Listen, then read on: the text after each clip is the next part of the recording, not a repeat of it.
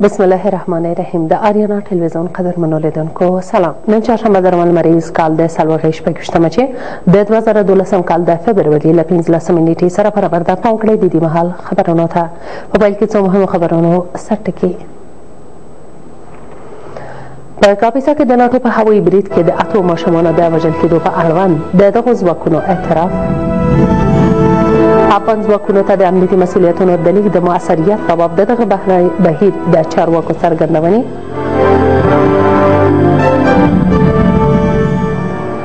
او په سوریه کې د تاوتریخوالي دوام.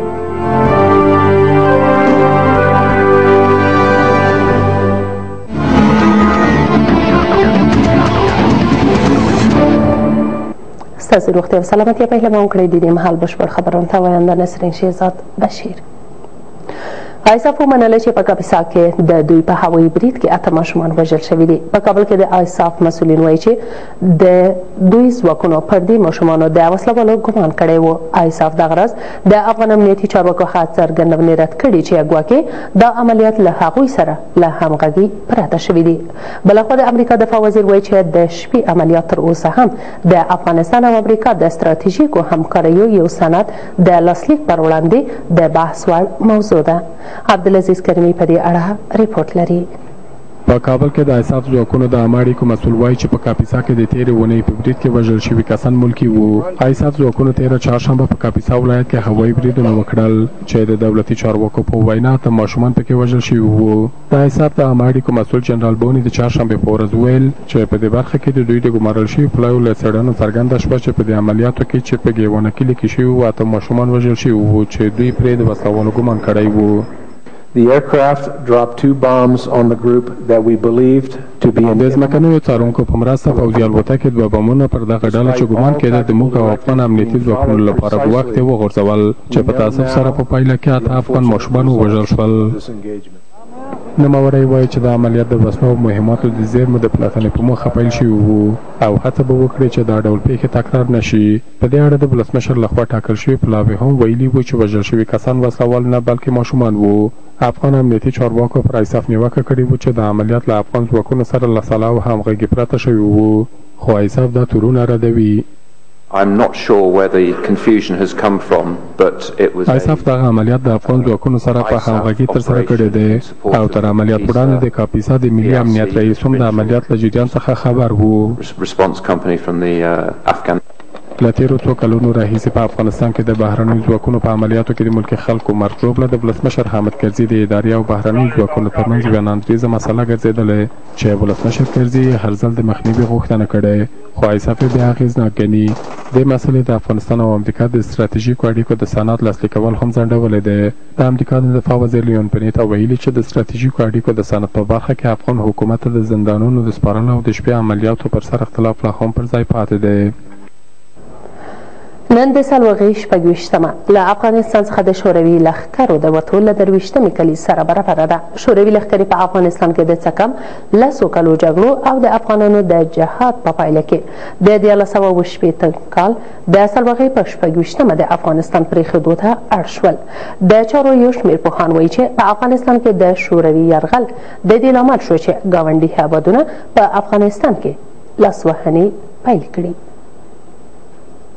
جدی سال 1358 خورشیدی با د 1450 کال د مرغومي شپږمه د افغانستان په تاریخ کې د شوروي لخوا د افغانستان د اشغال د ورځې په توګه ثبت شوې ده. شوروي لښکر په همدغه ورځ د هوا او ځمکې له لارې افغانستان ته ننوتی. د وخت واکمن حفیظ الله امین یې وواژه او د هغه 3 ورځني حکومت ته یې د پای ټکی کېښود. له هغه وروسته بابر کارمل واک ته ورسېد. له افغانستان څخه د شوروي لښکر له وتو وروسته ډاکټر نجیب الله 3 کاله مستقلانه دفاع وکړه، خو کابل ته د مجاهدینو له ننوتو سره کورنۍ جګړه توده سوه.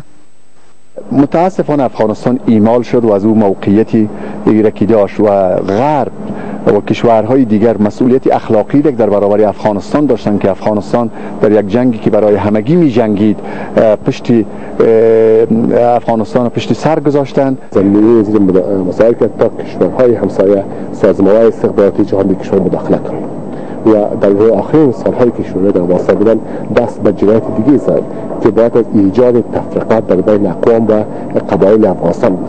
درست 32 سال از زمان لشکرکشی قشون سرخ به افغانستان می‌گذرد، اما تا هنوز پیامد اشغال کشور پر افغانستان د شوروي د یرغل څخه 22 کاله تیریږي، خو لا هم د هغه وخت د اشغال اغیزه تر سترګو کیږي. په دغه مهال میلیونونه افغانان مړه، معیوب او بهرنیو هیوادونو ته کډوال شدند. این لشکرکشی پناهنده شدن 5 میلیون افغان دیگر را به کشورهای ایران و پاکستان نیز در پی داشت. در این شکی نیست که اتحاد شوروی وقت در صدمه زدن به بنیه اقتصادی کشور ما نقش اساسی را داشته و اونطور که لازم بود کشور روسیه بعد از آزادی کشور ما در بازسازی سهم کافی نگرفتند. که څه هم له افغانستان څخه د شوروي د وتو 23 کاله پوره کیږي، خو لا هم افغانستان د آرامۍ ساه وانخیسته او جګړه لا هم پکې توده ده. نانیا هر روز محدود شده میره. شما وضعیت امسال با پارسال مقایسه کنیم، پارسال با پارسال مقایسه کنیم، بسیار وضعیت بهتر شده. سرانجام شوروی پیشین پس از 9 سال و 1 ماه و 16 روز حضور در افغانستان با پرداخت هزینه‌های سنگین در برابر اراده ملت بزرگ افغانستان کوتاه آمدند. د وخت شوروي اتحاد د افغانستان د 9 کلونو او 1 میاشت له اشغال وروسته د افغانانو د قوي ارادې په مقابل کې په ګوندو شو او د 1418 کال د سالواغې په 26مه له افغانستان څخه خپل پښې سپکې کړې و روی به افغانستان کرد. زیر لب چیزهای گفت که هیچگاه شخص دیگری نفهمید و ثبت تاریخ هم نشده است. جمایل فرید، تلویزیون آریانا، ولایت پروان. ډیر قدرمن لیدونکو، خبرونه دوام لري، خو د لږ ځنډ څخه وروسته.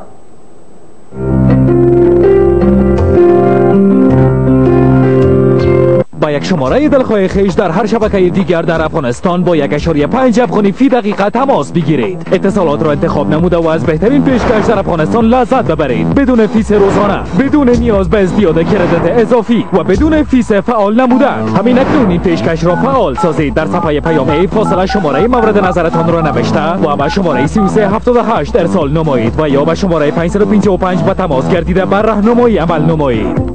با اتصالات آینده از شماست. میگم چرا اینا تاوان نرسیدن؟ اگر سکل هلمند باشه حال میرسن.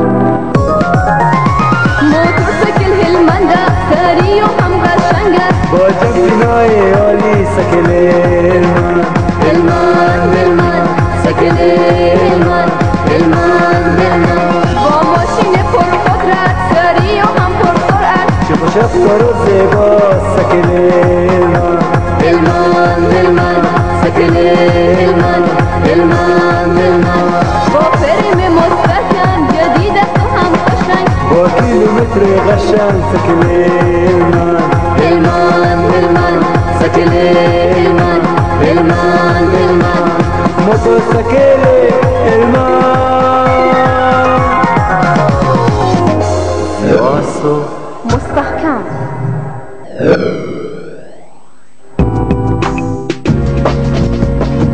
دروشن لنوی وړاندیز سره په سوداګۍ سره هر وخت هر داخلي شمیرې ته یوازې د 1.9 افغانیو په بدل کې اړیکه ونیسئ. د دې لنډمهاله وړاندیز د فعالولو او ګډون لپاره همدا اوس 555 شمیره ډایل کړئ او په افغانستان کې له هر چا سره شپه او ورځ هر وخت هر دقیقه یوازې د 1.9 افغانیو په بدل کې خبرې وکړئ. روشن نږدې کیدل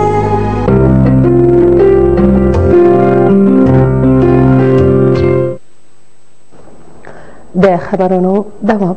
د افغانستان لپاره د ملګرو ملتونو پخوانی استازی کای عایده وایي چې د 1988 کال په ولسمشریزو ټاکنو کې د بهرنیانو د لاسوهنې په باب د افغان ولسمشر څرګندونې پر ځای وي.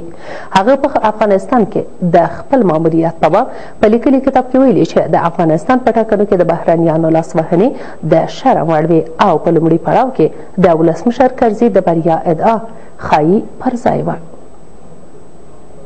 د ولسمشریزو ټاکنو څخه 2.5 کاله وروسته د افغانستان لپاره د ملګرو ملتونو ځانګړي استازي کای ایډي په خپل یو کتاب کې د افغانستان د ولسمشریزو ټاکنو په اړوند ځینې مسایل بربنډ کړي دي. د ویلي چې بهرنیانو د افغانستان په ولسمشریزو ټاکنو کې سخته لاسوهنه کوله او دا لاسوهنې د دې لامل شوې چې ټاکنې دوهم پړاو ته وغځېږي. د هغه په وینا که دا لاسوهنې نه وای ښایي افغان ولسمشر حامد کرزي په لومړي پړاو کې دغه ټاکنې ګټلې وای. د ویلي چې خپل امریکایي مرستیال پیټر ګالبریټ د افغانستان د ټاکنو پر خپلواک کمیسیون فشار راوست چې د رایو مرکزونه کم کړي.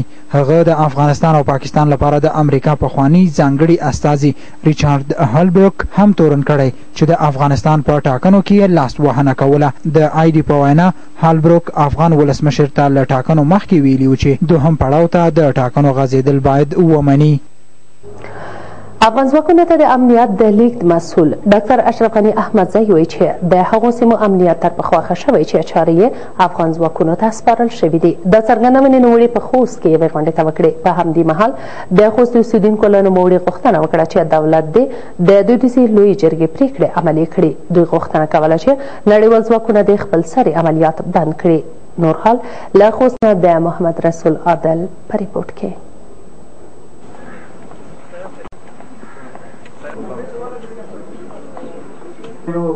او دغه درنښت بلنه ورکوو چې د څو مبارکو بسم الله الرحمن اول پړاو د انتقال ته وګورئ. هرات و لشکرګاه و کابل و لترلام و پنجشیر و مزار شریف و بامیان. نن زه غواړم چې په اطمینان درته ووایم چې هر د دې اوس ځایو کې امنیتي وضع بهتره د خدای لوی فضل او د ولس تړون هیواد ته ګڼ شمېر راستنېدونکي او بې ځایه شوې کورنۍ د کابل په ښار کې اوسېږي چې مرستو ته اړتیا لري. باید بنیا د خپلو بیړنیو ژمنیو مرستو په دوام دا ځل د کابل ښار د بګرامیو په نساجۍ کې له بې ځایه شوې کورنیو سره په داسې حال کې چې د دغه بنسټ رئیس انجینر احسان الله بیات هم شتون درلود د خوراکي توکو ګرمو جامو او البسې مرسته وکړه. همداراز د بیات بنیاد روغتیایي ډلې د دغو کورنیو یو شمېر ناروغانو ته روغتیایي خدمتونه هم وړاندې کړل. په کابل ښار کې ګڼ شمېر هغه کورنۍ چې یا خو بې ځایه شوي او یا هم د نورو هیوادونو څخه هیواد ته راستنې شوي ډېره یې په ویجاړو ودانیو او یا هم د خیمو لاندې ژوند کوي. د دوی له ډلې څخه شاوخوا 100 کورنۍ چې بیړنیو مرستو ته اړتیا لري د بګرامیو په نساجۍ کې استوګن دي. باید بنیاد د دغو کورنیو د ستونزو د کمولو په موخه له یادو کورنیو سره د خوراکي توکو او د البسې مرسته وکړه. امروز در قسمت نساجی بگرامی در خدمت هموطنان ما آمدیم. اینا مهاجرینی هستند که از دیگر ولایات در این قسمت جای به جای شدن و ما کمک های به اینا قبلا هم داشتیم و امسال باز همون سلسله کمک های اضطراری یک اندازه مواد غذایی و البسه گرم زمستانی خدمت عزیزان آوردیم. د بیات بنیاد مشر انجینیر احسان الله بیات وایي چې د ژمي بېسارې یخه هوا د بېځایه شوو او هیواد ته د راستنو شویو کورنیو دپاره د زغم وړ نه ده. نوموړي له ټولو هغو افغانانو څخه چې د مرستې توان لري وغوښتل چې له دغو کورنیو سره مرسته وکړي. من میخوایم از هموطنان ما چی در داخل و چی از خارج در افغانستان که با ما همکار بودن تشکری کنم و در ضمن یادآور شوم که ما احتیاج روزانه از اینا زیادتر از این است که ما تانستیم امروز خدمت عزیزان تقدیم بکنیم. میخوایم که اینا رو فراموش نکنن و به این زمستان سخت که اینا ضرورت زیادتر دارن زیادتر کمک بکنن. بازم جهان سپاس از هم عزیزان چی در داخل و چی در خارج در افغانستان که هموطنان خود فراموش نکردن. د بیات بنیاد روغتیایي ډلې چې دغه کورنیو ته یې روغتیایي خدمتونه وړاندې کول وویل چې د دغه کورنیو ډیری ناروغان د سابندۍ، زکام او د سینه بغل په ناروغۍ اخته دي. فعلا مشکلات زیادتر مشکلات تنفسی است، سرماخوردگی فصلی است و بعضیشون با فشار خون هم امراض. زنان زیادتر با کمخونی مواجه است.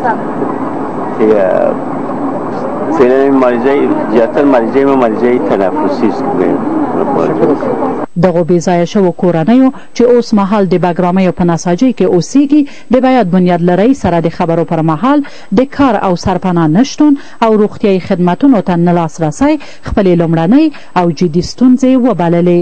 د دوی په وینا دغو مرستو یې تر یو ځایه ستونزې هوارې کړې دي. این مردم بیادر پوشاکه ندارند، بیادر بسیار یک مشکلات سخت روان هستند. دیگر مقصد بنیاد باید یک جهان تشکر که بیادر مقصد به حساب ازی که کتدی مردم غم پوری کردن. این مردم بیادر برشان یک چیزی البسه و بیادر گلزمستانی و یک مواد خوراکه که دوا و درمل برشان دکترها را آوردن. خیر ببینه، یک جهان تشکر از همکارایش، یک جهان تشکر. آرد است، روغن است، البسه است، اینمیزا خیر ببینه بنیاد باید که به مردم مهاجرین کودکان نساجی بگرامی و به کل مردم کسایی که در جای کمک کرده خیر ببینه یک جهان تشکر است بشه.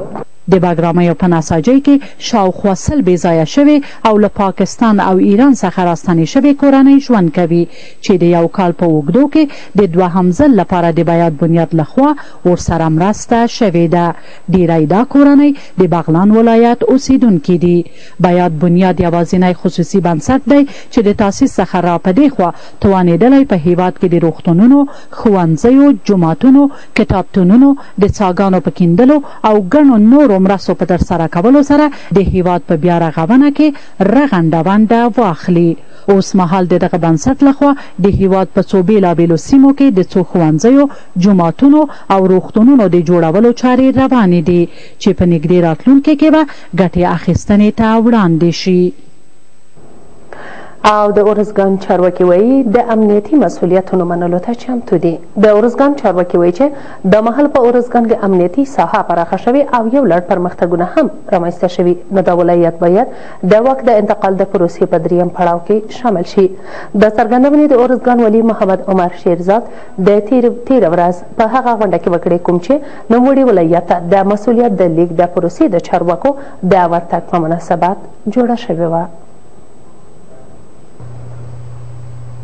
د ارزګان والي وویل چې نوموړي ولایت ته د یاد پلاوي د ورتګ موخه و هدف د ارزګان د امنیتي حالت او نورو چارو څخه لیدنه ده څو څرګنده کړي چې ارزګان باید د واک د لیږد په دریم پړاو کې راسي که یا د ارزګان والي محمد عمر شیرزاد، امنیه قمندان مطیع الله او نور امنیتي چارواکو ډاکټر اشرف غني احمدزي او ورغلي پلاوي ته د ولایت په اړه وویل چې دا مهال یې امنیت سم سوی دی.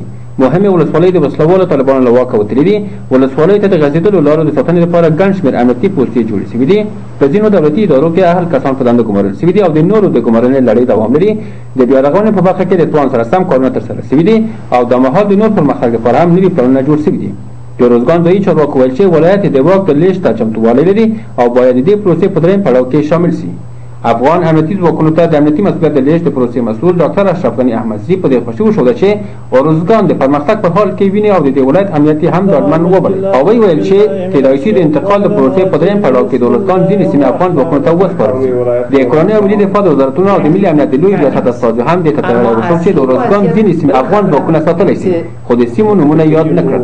ارزګان د هېواد په سرحد کې پروت وروسته پاتې ولایت چې هر وخت یې چارواکي مرکزي ادارې د ولایت ته په نه پاملرنې تورنوي. د ولایت امنیت په خوا په پرتله سم شوی او د مهال د اسرائیل د نورو ولایتونو په پرتله آرام دی. ډېر قدرمن لیدونکو، کورني خبرونه همدومره وه. بهرني خبرونه به د لږ ځنډ څخه وروسته وړاندې شي.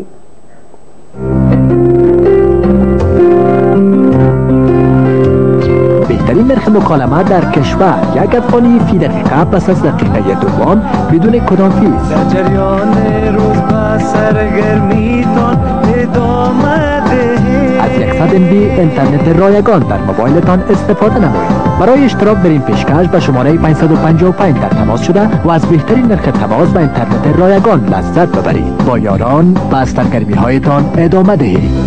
روشن نزدیک شدن.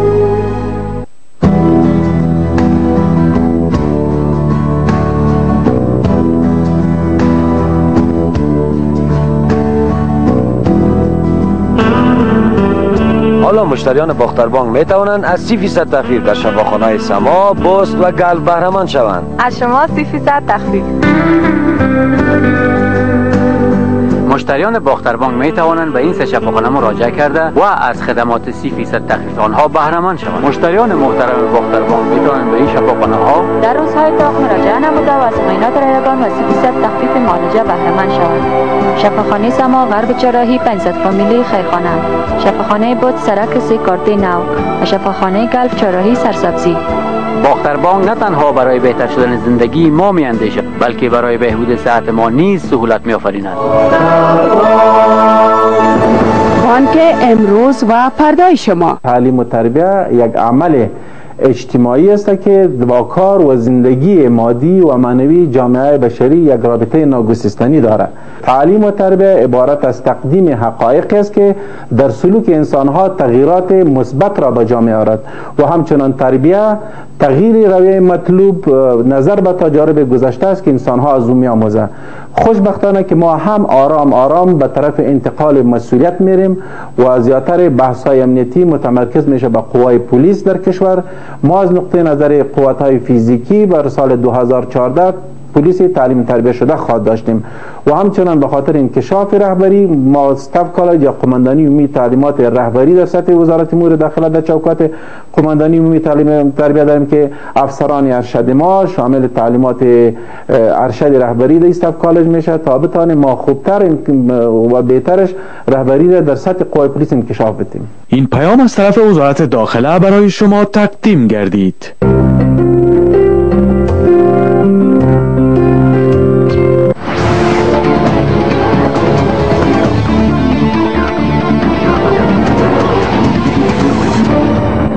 او دا هم یو بهرنۍ خبر د سوریې په مرکزی ښار هومس کې چې د مظاهرهشیانو پر ضد د رژیم ځپونکي عملیات دوام لري د ګازو په یوه پایپلاین کې چاودنه شوې ده. دا نه ده څرګنده چې د دغې چاودنې علت څه و چې ډېرې لوخړې اسمان ته پورته شوي دي.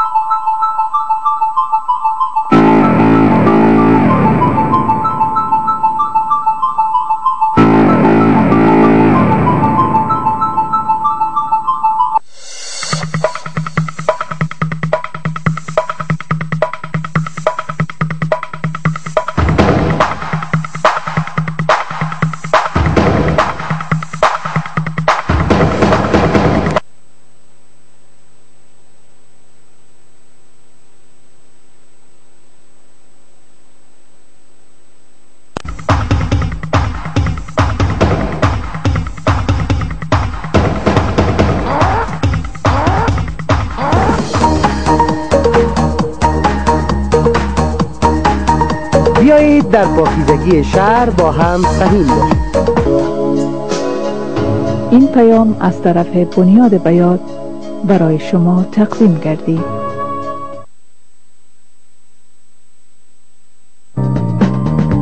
یک هفته ببینید که کمپانی سرقلبی سراغ کدام موتر میره و کدام خوشبخت موترش به خاطر ترمیم کردن انتخاب میشه.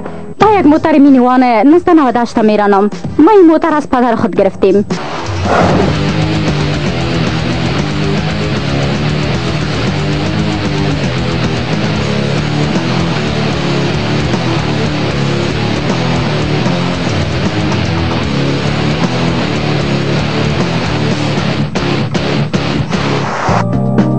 پمپ مای راید پنجشنبه ساعت 5:30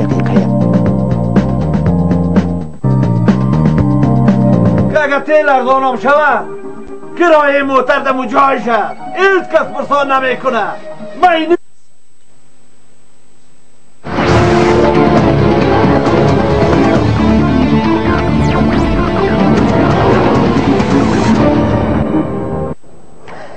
افغانستان کې د شوروي ځواکونو یرغل په افغانستان کې د 1500 میلیارد ډالرو اقتصادي زیربناوي له منځه وړي دي. د اقتصادي او سیاسي مسایلو یو شمېر شنونکي په دې باور دي چې په افغانستان کې د شورویانو یرغل د دې لامل شو چې د نورو په لاس د هغه د اقتصادي زیربناوو د ورانولو زمینه برابره کړي. که څه هم چې د 20مې پیړۍ یو لوی پوځ د افغانانو د مېړانې او سرښندنې په پایله کې له ماتې سره مخامخ شو، خو دې یرغل ډېرې ناوړه پایلې درلودې چې حتی تر اوسه خلک ځورېږي. د اقتصادي او سیاسي مسایلو یو شمېر شنونکي په دې باور دي چې د شوروي اتحاد یرغل د افغانستان د اقتصادي زیربناو د له منځه تلو اصلي لامل دی. دا شنونکي وایي په افغانستان د شوروي ځواکونو تر یرغل مخکې د لومړي ځل لپاره د افغانستان اقتصاد په 100 کې 3 وده درلوده. که در حدود 250 میلیارد دلار به نرخ امروز که اون نرخ روزه که در اون سال بوده با 250 میلیارد دلار به ضرر ما رسید که متاسفانه که بازی را سال 1371 و بعد موقعی که مجاهدین آمد نوی ضررها را دوچند ساختند. 500 میلیارد دلار زیربنای اقتصاد افغانستان از بین رفته. این خب زیربنای انکشافی افغانستان از بین رفته. این که چقدر تلفات داریم، چقدر نیروی انسانی ما شهید داریم، چقدر مهاجر شد، چقدر معلول شد، چقدر مجروح شد، تقریبا 1/2 جمعیت افغانستان تشکیل میده.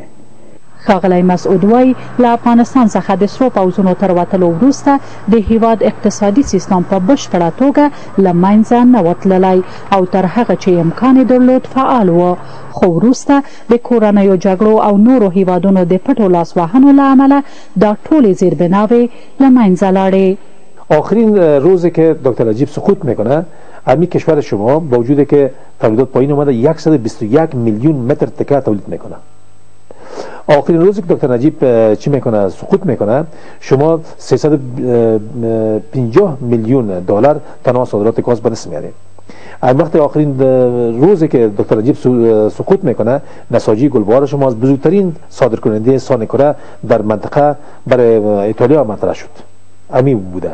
آخرین روزی که دکتر نجیب سقوط میکنه فارم ادب فارم غازی آباد تمامی تولیدات میوه ستروس شما را میداد.